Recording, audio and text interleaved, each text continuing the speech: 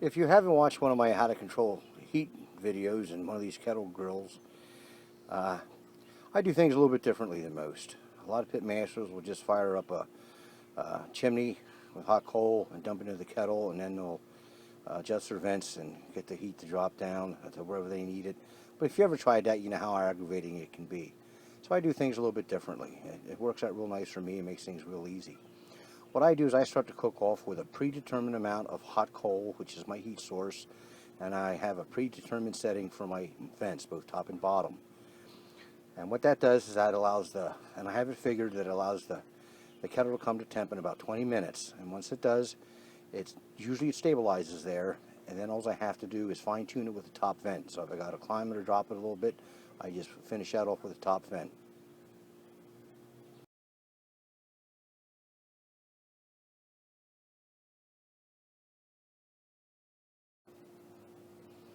I also start to cook off with a predetermined amount of unlit coal, which is my fuel source. The amount of coal I put in there determines the burn time or the cook time for the cook. So if it's going to be a short cook, I just put just a little bit of coal in here. If it's going to be a long cook, then I'll just put more unlit coal in there, so that'll determine how long the cook goes. And what I do is I fire up this chimney. I take that hot coal, which is my heat source. I dump that on top, throw the lid on, and I'm good to go. In 20 minutes, the kettle will stabilize for me.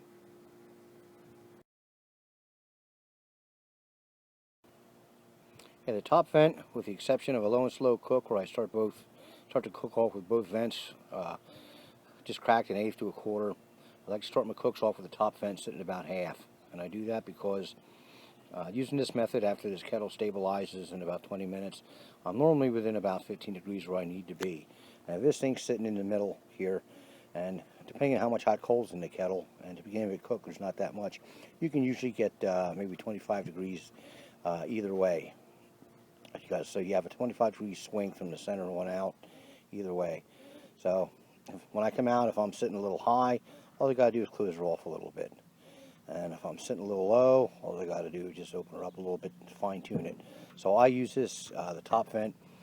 I start my cooks off with this at half, and I just use the top vent for fine tuning. The bottom vent, unless it's a high temp cook, I like to start to cook off with this thing sitting about half or three quarters, depending on how hot the fire is that I need. And I do that because, say I come out in 20 minutes and the kettle's sitting a little hotter than I want it. So my temperature range was 275 to 300, and I come out and it's sitting about 3 1/4. So I want to drop it down about 50 degrees or so, and I'm not going to get that out of the top vent. So what I'll do, go to the bottom vent, and I'll take this down to a quarter, a little more if I have to. Whatever I think I need to get this thing to drop down into my temperature range. Then if I'm close, then I can fine tune with this. So after about 20 minutes, it should be restabilized. Then I'll just fine tune with this.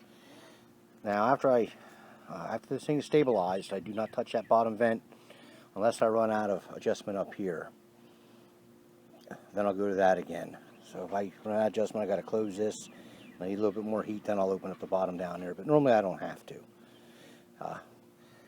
About the only times I really got to go to that bottom vent is if I don't have enough fuel supply in there, and towards the end of the cook I start to lose my heat, then I'll have to open that up. But other than that, I don't touch that bottom vent throughout the cook unless I have to. Now I'm going to do a demo cook. My temperature range is 275 to 300, as close to 275 as I can keep it. So what I'm going to do is I'm going to start this cook off with a little hotter than I would like, so I can show you how I would drop this temperature back down in the range of what I need.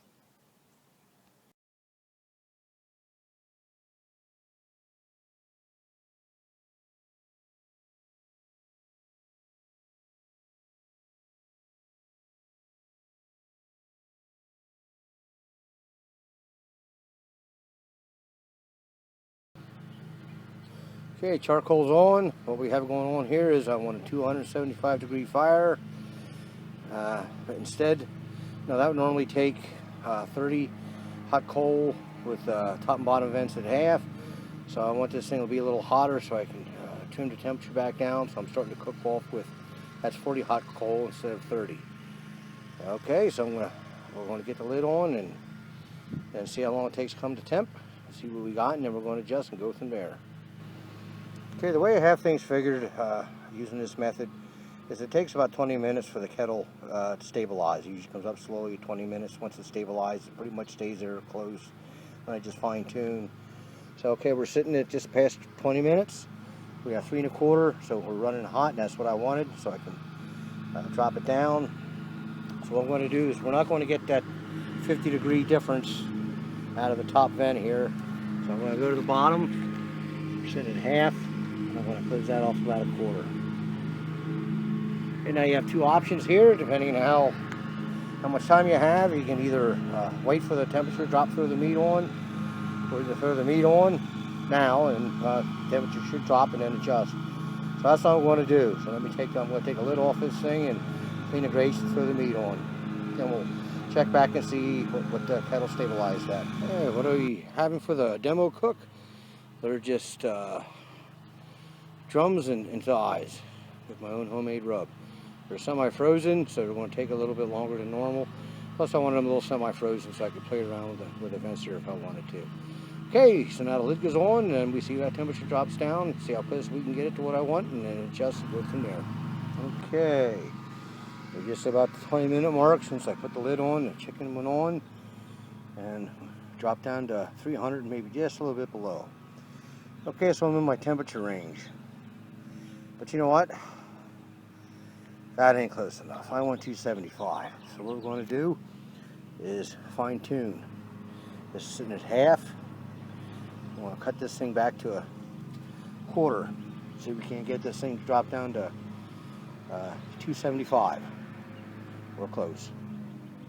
So check back in another 20 after stabilized and see what we have.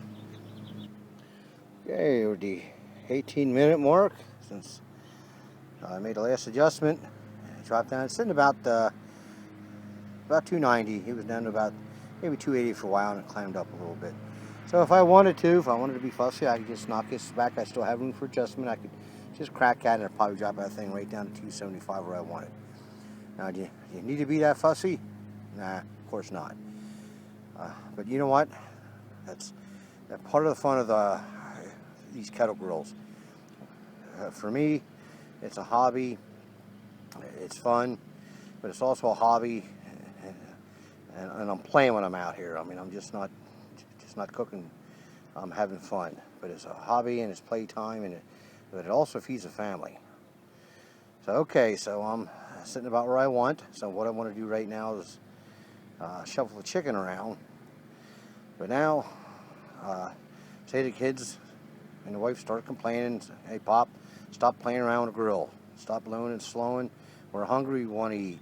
So what I'm going to do is I'm going to shuffle the chicken around, then I'm going to knock his temperature up to about 350 to get her done. So after I shuffle the chicken around, I'm going to open the bottom vent fully, and I'm going to move the top vent to about half, and that should take me up to about 350 so I can finish the chicken off. So we'll try that and see what happens. 20 minutes since I made that last adjustment to knock her up to 350. Right there is sitting dead on 350. Okay, now I'm going to take the lid off and check the chicken. That should be close. Okay, if you're curious how the chicken's looking, it's sitting about 175, 180, and I like 190 out of my dark meat, the thighs and the drums. And there's pretty much hot coal in there. So what I want to do is I'm going to throw some barbecue sauce on there, and I don't want this thing to keep cooking at 350. So I'm going to cut the temperature back down, get her back down to about 3 1/4. Okay, sauced up the chicken. So what I'm going to do now, I want to drop it down about 25 degrees, maybe even a little less than that. Okay, so we're top vent sitting at half. I don't want to mess with that, even though I might get it down low enough. I'm going to go to the bottom vent, and I'm going to take this to about 3/4. I'm going to check in 20 minutes and see what that doesn't drop it down to. It was sitting at 350. Now I had the lid off, and to put the sauce on when you have the lid off, it perks the coals up. As you can see, there's the chicken I sauced half of it. You see how much hot coal we have in there. The more hot coal you have in that kettle, the more careful you got to be with your adjustments.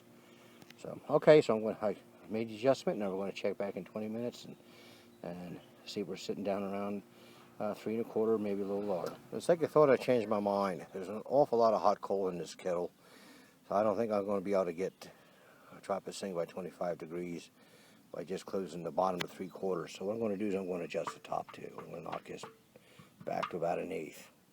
Now that should drop it down about 25 degrees, a little bit more. That's what I want. I mean, do I have to do that? No, but just for the sake of this video, we're playing around with these vents just to show you what happens when you do make vent adjustments, which ones to use to get the adjustment in the temp that you need. Okay, we're almost at the 24-minute mark since I made that adjustment to drop the temp down to 3 1/4, a little below. As you can see, we're sitting right about 3 1/4, so I got the temp that I wanted. So what we ended up doing, well, this is going to be the end of the demo part of this video because we're running out of daylight and the chicken should be done. But what we ended up doing is I made 3 different adjustments throughout this cook, and we got the targeted temp that we wanted. We started at 275, we bumped her up to 350, then we took her back down to 3 1/4. So this goes to show you that with a little bit of practice, using my method anyways, that you can zero in on a targeted temp that you want, and you can adjust these grills up and down kind of like you would an oven or a gas grill. It just takes a little time and practice.